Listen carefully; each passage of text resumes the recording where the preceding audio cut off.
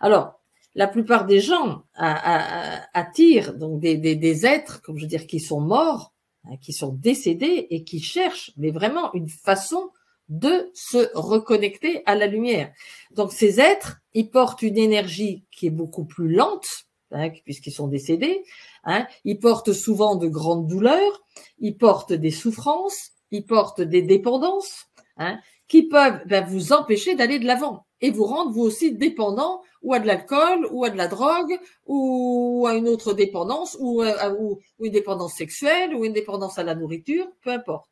Donc, et à cause d'eux, eh bien, vous pouvez vous sentir, alors ça c'est comme ça qu'on reconnaît, ou à plat, ou déprimé, ou léthargique, ou comme si vous n'étiez pas vous-même.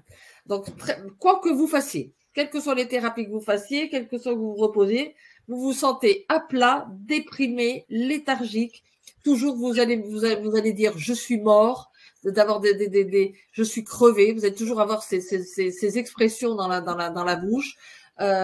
J'entends beaucoup de personnes qui me disent, oh là là, j'ai jamais eu beaucoup d'énergie, j'ai aucune énergie en moi, je suis toujours fatiguée. Là, ça veut dire que vous avez une entité qui vous ralentit. C'est ce que, pas force, là, c'est pas une obsessionnelle, mais une entité qui vous ralentit, ce que j'appelle une entité en transition. Donc, vous pouvez aussi être de mauvaise humeur, vous manquez d'énergie, vous êtes extrêmement critique, ou dans la critique, ou en colère. Vous pouvez donc, comme je vous dis, vous mettre à boire, prendre des médicaments, des drogues, ou vous sentir mal sans comprendre pourquoi. Est-ce que ça peut aller jusqu'à la maladie? Jocelyne nous dit des maladies comme le cancer ou des choses comme ça. Ça peut.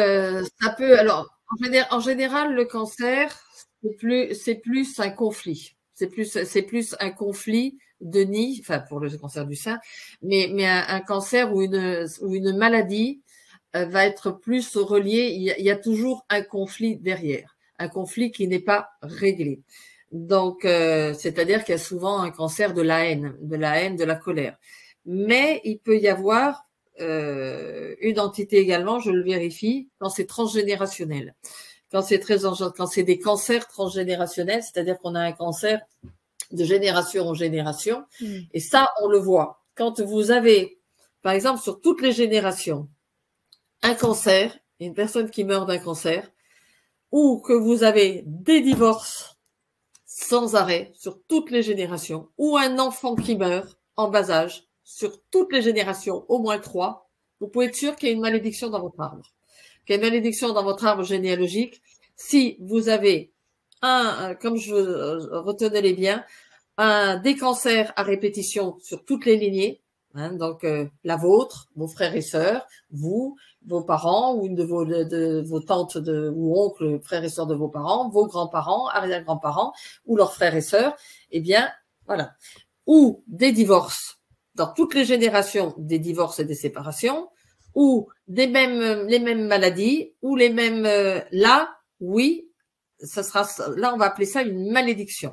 Une malédiction, c'est encore différent. C'est des choses qui sont envoyées vers la personne, c'est-à-dire c'est des mauvaises paroles, des mauvaises pensées.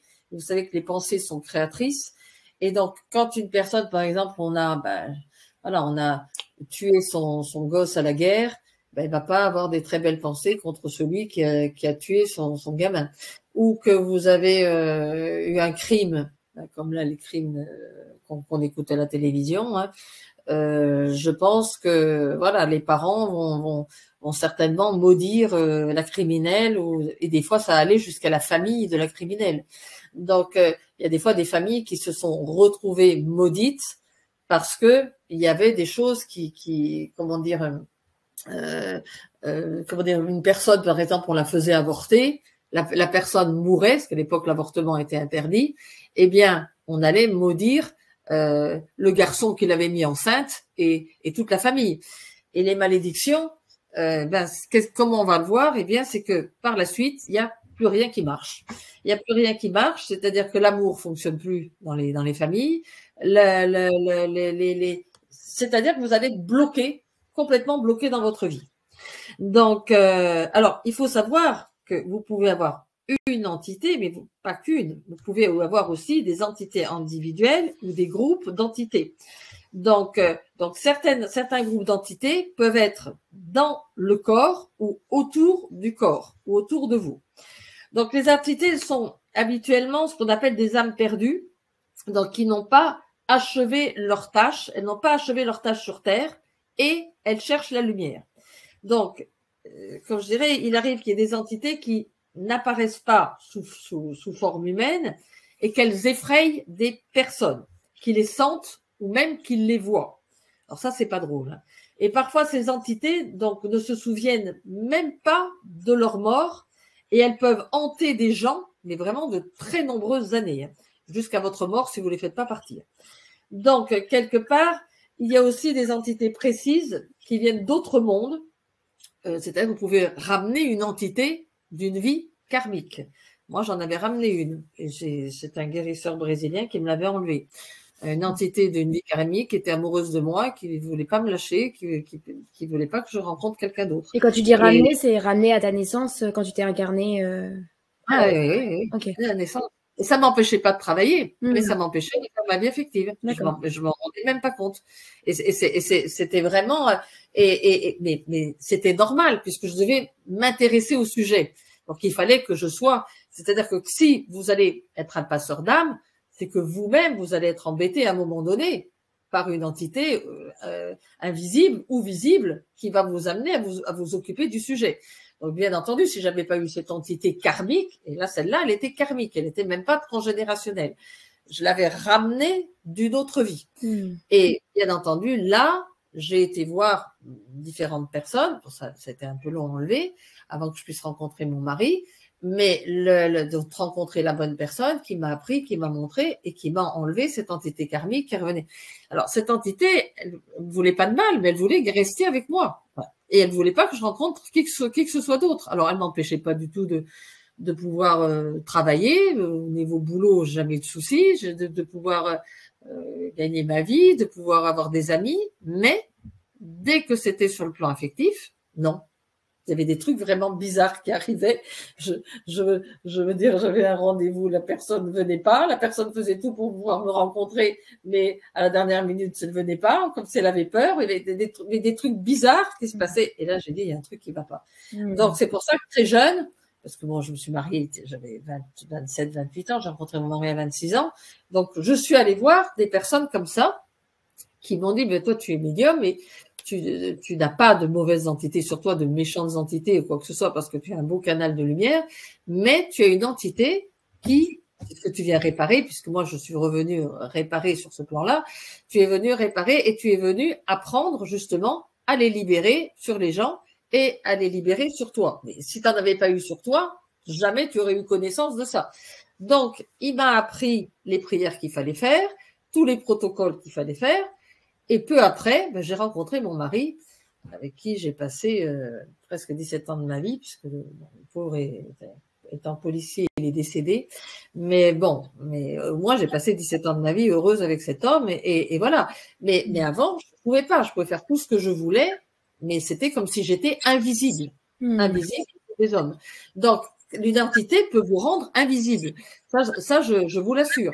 Et on le sent. Et du moment où elle est partie, je veux dire, j'ai pu entrer en relation avec cet homme qui au départ était un ami, et puis après il y a eu des choses qui ont pu évoluer, alors qu'avant c'était impossible. Donc vous pouvez aussi avoir des entités malheureusement qui viennent vous embêter la nuit. Alors celles-là, elles sont vraiment pas drôles, parce que ça c'est des entités pour vous faire peur. Et les cas extrêmes, c'est vraiment des entités qui vont faire bouger des choses, qui vont rallumer votre télévision dans la nuit alors qu'elle est bien éteinte. Je suis désolée de parler de ça on est le soir, mais enfin bon, c'est des choses qui existent. Donc des entités qui vont allumer la télé. J'ai des cas de personnes qui sont venues me le dire, alors que tout est éteint. Des entités qui vont faire déplacer des objets et les faire tomber. D'autres. Alors, il y a des personnes.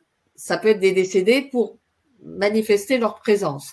Mais ils vont pas le faire la nuit, ils vont le faire dans un moment pour vous faire un coucou, ou la lumière qui bouge ou qui s'éteint, qui s'allume, mais de manière très, très significative, qui va vous montrer qu'ils sont là et qui vous aident. Voilà. Donc, moi, je sais quand c'est une bonne présence. La lumière peut me faire un coucou. Je sais que c'est une bonne présence. Ça veut dire la lumière est là pour m'accompagner, pour m'aider. Donc, mais quand vous avez la lumière qui s'allume en pleine nuit, ou que vous avez une entité qui vient, qui vous touche la nuit, j'ai même eu le cas même plusieurs cas, de 2 personnes qui se faisaient violer par des entités et qui sentaient l'entité qui les prenait sur eux, avec une force sur eux, et qui viole. J'avais une jeune fille, oh, je me rappelle, ça fait un moment, ça fait au moins 15 ou 20 ans de ça. Oh, qu'est-ce qu'elle m'a fait de la peine, cette petite. Elle est arrivée, elle m'a dit, Nathalie, vous allez me prendre pour une folle. Oh, je dis non, vous savez, je vois de tout. Moi, je dis personne pour des fous. Je dis, je crois que j'ai tout vu dans ma vie comme cas. Alors, là, elle me dit, vous êtes sûr, je peux vous en parler? Je dis oui, oui, dites-moi. Elle me dit, j'ai une entité qui la nuit. Elle me dit, vous avez vu le film L'Exorciste? Je dis oui, j'ai vu. Elle me dit, ben voilà, je vis ça. J'ai une entité qui me viole la nuit et qui vient me pénétrer. Et je sens la pénétration la nuit et je peux rien faire. Je suis paralysée, comme paralysée. Je dis, on va aller voir. Je dis, ne vous inquiétez pas, je vous crois. Je sais que ça existe. Et je dis, on va aller voir. Et c'est ce qu'on est allé faire. Donc, je l'ai fait allonger, j'ai été regarder si c'était transgénérationnel, si c'était karmique. J'ai fait ce que j'appelle une lecture d'âme. J'ai mis les mains sur son ventre, là où il y a les mémoires, sur le nombril. Et bon, bien sûr, j'ai fait toutes les prières avant pour me protéger. Et j'ai demandé, et là, j'ai vu, il a fallu un moment d'envoyer de la lumière, envoyer, prier, envoyer de la lumière. Et vraiment, à un moment donné, je sens une entité qui dit, tu crois que tu vas m'avoir? Et comme ça, elle me menace, parce que des entités comme ça vont vous menacer. Tu crois que tu vas m'avoir? Si tu me, et carrément j'entends, si tu m'enlèves d'elle, je viendrai me coller sur toi. Je lui dis, tu peux toujours. Je lui dis, je suis une enfant du Seigneur et tu ne risqueras pas de te coller sur moi. Je lui dis, essaye toujours et tu verras. Mais comme ça, je lui réponds, mais vraiment, c'est de la télépathie, et ça va très vite. Hein. Et là, il faut pas se laisser décontenancer. Et je lui dis, maintenant, tu vas lui ficher de la paix. J'ai attrapé et j'ai vu que c'était une entité qu'elle avait aussi sur un plan karmique qui voulait lui faire du mal, qui avait pas supporté qu'elle s'en aille ou qu'elle la quitte et qui lui avait dit, je te maudirai et je te suivrai dans toute tes vies. Et là, je dis, ça devait être une des premières à qui j'enlevais ça. J'ai été guidée avec les prières, déjà avec tout ce que j'avais appris. Et puis après, on est guidé. C'est une question de foi. Et j'ai attrapé l'entité, je lui ai expliqué, je l'ai fait partir. Mais là, j'ai appelé des filets de lumière. Parce que quand on est face à des entités comme ça, j'ai appelé les exorcistes du ciel. J'ai amené des filets de lumière pour l'extirper et la faire partir. C'est comme si la force des 7 la faisait monter parce qu'elles ne veulent pas monter. Et on l'entoure de lumière, parce que c'est ce qu'ils ont horreur. Et la lumière, ça les paralyse. Et donc, pour l'extirper de cette personne, et on l'a fait partir. Et après, la personne était morte de froid. Elle était glacée. Quand on enlève une entité, on est glacé après. Et elle s'est sentie complètement vidée. Et je lui ai dit, on fera une vérification parce qu'en général, un exorcisme, c'est sur 3 fois. On va aller voir, on verra.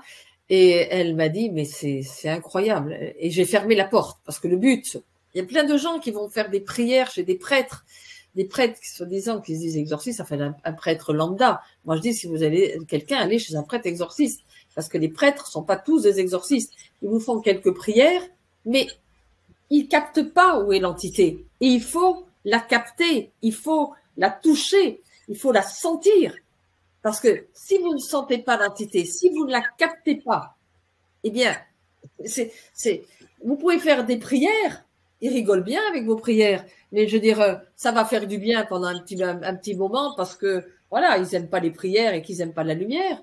Mais si l'entité est accrochée et qu'on ne va pas à la racine de pourquoi cette entité est accrochée sur vous et qu'on ne va pas ensuite l'enlever, c'est-à-dire et fermer les portes, parce qu'il y a un principe, c'est de fermer la porte à l'entité en question. C'est pas tout de la faire monter dans la lumière et de la dégager. Là, quand je parle d'une entité obsessionnelle, hein, parce que les autres, il n'y a pas besoin de faire tout ça. Hein. Donc, il y a vraiment, là, dans ce cas-là, il faut fermer la porte définitivement à ces entités. Alors, tout ça, il y a des protocoles, il y a des choses à faire, bien entendu, qui ne sont pas, voilà, qu'on apprend pour pouvoir enlever des entités obsessionnelles. Pour enlever une entité en transition, là, c'est ce que j'appelle, là, c'est beaucoup plus simple, parce que là, c'est une entité qui, au contraire, va vous suivre, qui va suivre vos paroles, que vous allez aider, que vous allez accompagner. Et elle n'attend que ça. Elle veut retourner vers la lumière. Elle en a envie. Donc, quelque part, elle va avoir besoin de votre présence et de votre lumière pour la raccompagner dans le chemin de la lumière. Et ça, c'est complètement différent. C'est complètement différent, ça n'a absolument rien à voir. Et pour en terminer avec cette petite jeune, eh bien, elle m'a dit, en séance après, que c'était terminé. Elle avait plus eu de viol de cette entité, c'était terminé. J'avais un monsieur aussi, il était impuissant. Sa femme lui avait fait quelque chose pour le rendre impuissant. Là, c'est ce qu'on appelle de la magie noire. Là, j'ai fait des prières. Là, c'est différent. C'est pas une entité. C'est une magie qui est faite sur quelqu'un pour le bloquer. C'est vrai qu'il faut pas tout confondre. Et là, j'ai dû faire une prière particulière parce qu'elle l'avait envoûté sexuellement. Et elle l'avait empêché de pouvoir avoir des relations avec sa nouvelle compagne. Une séance. Le type, il me dit, c'est terminé, je retrouvais ma sexualité avec ma nouvelle partenaire. Et cette femme, son ex-femme, c'était des personnes qui avaient eu des enfants, qui avaient eu des jumeaux. Elle avait fait mourir un des jumeaux. Et elle avait menacé son ex-mari en lui disant, tu verras, un de tes enfants mourra. Et moi je le connaissais pas à l'époque. Hein. Et quand il est venu, il m'a dit, en effet, j'ai eu un de mes enfants qui est mort. Et là, on a tout de suite compris que c'était son ex-femme qui lui faisait de la magie noire. Donc, et là, ça, c'est des rituels. Alors ça, je m'en occupe beaucoup moins. Là, on n'est pas dans des entités, on est dans des protocoles qui sont faits pour phagocyter une personne. C'est encore complètement différent.